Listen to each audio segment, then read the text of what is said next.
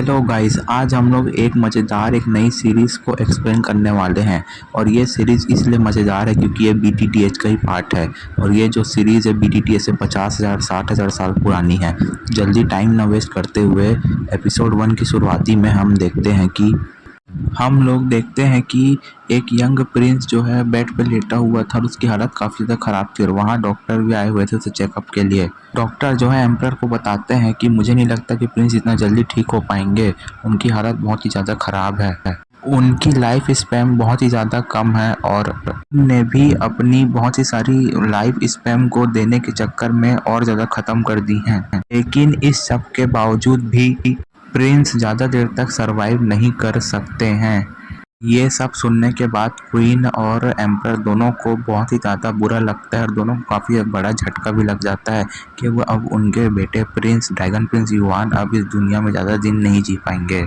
ये सब सुनते ही प्रिंस की मदर और उसके फादर दोनों को काफ़ी ज़्यादा बुरा लगता है और वे सोचते हैं कि प्रिंस के उम्र के सब बच्चे ने अपनी अपनी मेरिडियंस को ओपन कर लिया, सब के सब पावरफुल बन रहे हैं, सब के सब काफ़ी ज़्यादा अच्छा भी कर रहे हैं, लेकिन हमारे साथ ही ऐसा क्यों हो रहा है करके वो दोनों दुखी थे। ड्रैगन प्रिंस युआन बेड से उठ के बोलते हैं कि अब मेरी लाइफ के सिर्फ 3 ही साल बाकी हैं, तो आप लोगों को ये सब के बात के बारे में मुझे बताना चाहिए था ना। मेरे हाथ में जो ड्रैगन पॉइजन है आखिर ये क्यों है और ये कब तक गायब होगा और ये कहाँ से आया, कि ये सब मेरे साथ आखिर हो ही क्यों रहा है।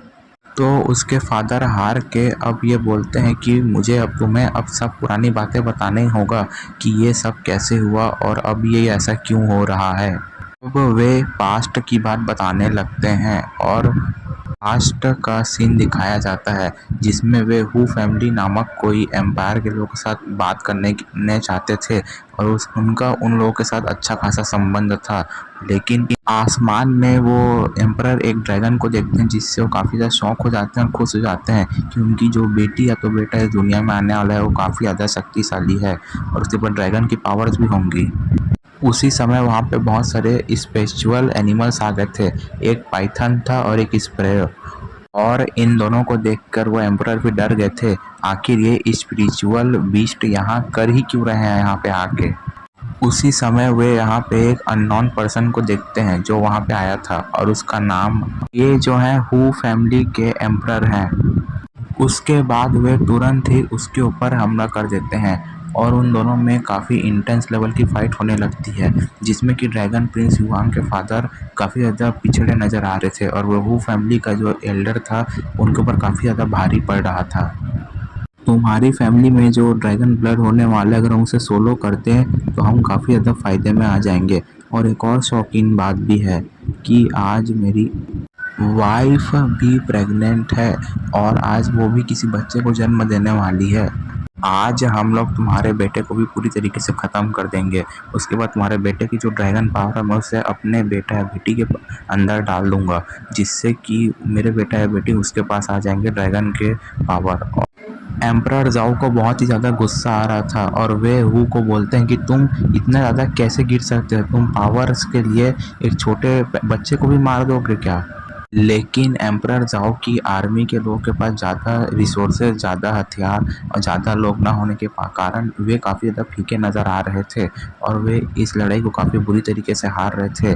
लेकिन वे फिर भी अपने बेटे को अपने दुश्मनों के हवाले नहीं कर सकते, इसलिए वे अपनी पूरी शक्ति लगा के दूसरे एम्परर के ऊपर पूरी ताकत से हमला करते हैं, एनर्जी ब्लास्ट, जिससे वहाँ पे एक बहुत बड़ा विस्फोट हो जाता है और वे जगह पूरा की पूरा जलने भी लग जाती है। लेकिन वहाँ लोग एक दूसरे के काफ़ी ज़्यादा हर तरफ के सैनिक एक दूसरे के खून के प्यासे थे और वे दोनों एक दूसरे को बड़ी बुरी तरीके से मार रहे थे। इस पूरी लड़ाई में वे एम्परर जो है अपने बेटे ड्रैगन प्रिंस युआन को बचाने के लिए उनका एक खास सेक्रीफाइस हो जाता है और उनके कुछ खास वॉरियर्स भी मर जाते हैं, लेकिन वे फिर भी ड्रैगन प्रिंस युआन को किसी और के हवाले नहीं करना चाहते थे। लेकिन वे ड्रैगन प्रिंस युआन को बचाने के लिए किसी भी हद तक जा सकते, लेकिन वे काफ़ी ज़्यादा इंजर्ड हो जाते हैं, इसलिए वे भी हार मान लेते हैं।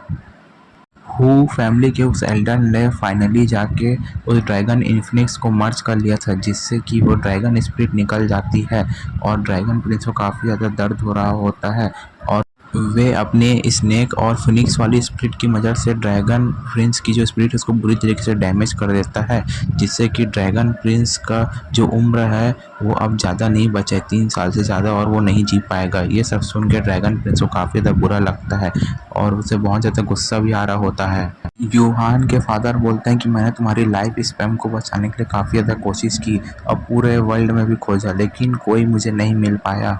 ये सब सुन के यूहान भी बोलता है कि मदर की लाइफ स्पैम इन्हेंस हो पाने के लिए मुझे पता है कि तुम अब गिव अप नहीं करना चाहते, तुम्हारे पास कोई दूसरा ऑप्शन भी तो नहीं है। लेकिन ड्रैगन प्रिंस युआन कहता है कि अब तो मैं उसे छोड़ूंगा नहीं फादर, अब तो मैं उसे छोड़ूंगा नहीं, जो भी उसने किया वो सब गलत है, मैं उसे दिखा के रहूँगा, उसकी मैं बहुत ही हालत ख़राब कर दूंगा, मैं उसका बुरा हाल कर दूंगा, उसे मार भी दूंगा। ये सब हम लोग कैसे भूल सकते हैं इतने पुराने बात को। मैं तो उसे मार के रहूँगा, उसे मारने के लिए मैं पावरफुल भी बनूंगा और उसे एक न एक दिन तो मार ही दूंगा। भले ही ताकतवर बनने के लिए इस जर्नी में मुझे कितना भी दर्द, कितना भी तकलीफ सहना क्यों ना पड़े, लेकिन मैं ताकतवर बन के ही दिखाऊंगा, ताकतवर बनूंगा ही। ये सब सुन के युआंग के फादर काफ़ी ज़्यादा खुश हो जाते हैं और उसके कंधे पे अपना हाथ रख के उसके ऊपर बोलते हैं, मैं भी अपना बेस्ट दूंगा जिससे मैं तुम्हारी मदद कर पाऊँ। ये सब सुन के युआंग बोलता है कि फादर, हमारे पास कोई दूसरा मेथड या दूसरा कोई टेक्निक है जिससे कि हम ये सब कर सकें? हाँ बिल्कुल, हमारा एंसेस्टर लैंड। अगर तुम हमारे एंसेस्टर लैंड में तो मुझे लगता है कि तुम्हें वहाँ एंसेस्टर लैंड में कोई ना कोई मदद तो मिल ही जाएगा। तो बेटा हम लोग परसों ही एंसेस्टर लैंड जाएंगे, मुझे तो लगता है हम लोग वहाँ से कोई ना कोई होप के साथ आ ही जाएंगे। मुझे तो लगता है बेटा तुम मेरे साथ वहाँ चलोगे, वहाँ काफ़ी ज़्यादा डीप लेवल की इंटेंस कल्टीवेशन लेवल है जिससे तुम जल्दी और जल्दी पावरफुल बनोगे, और वहाँ एंसेस्टर के चलते वहाँ बहुत अच्छे अच्छे रिस्टोर्स भी हैं जिससे तुम्हें बहुत सारी मदद मिलेगी। इन सब बातों को युआन अच्छे से एग्री कर लेता है और इसके बाद हम नेक्स्ट डे का सीन देखते हैं जिसमें युआंग अपने क्लास में बैठा हुआ था और वहाँ पढ़ाई वढ़ाई कर रहा था। इसी तरह गाइस ये एपिसोड अब खत्म हुआ, नेक्स्ट एपिसोड जल्दी चाहते हो तो चैनल को सब्सक्राइब कर दो यार।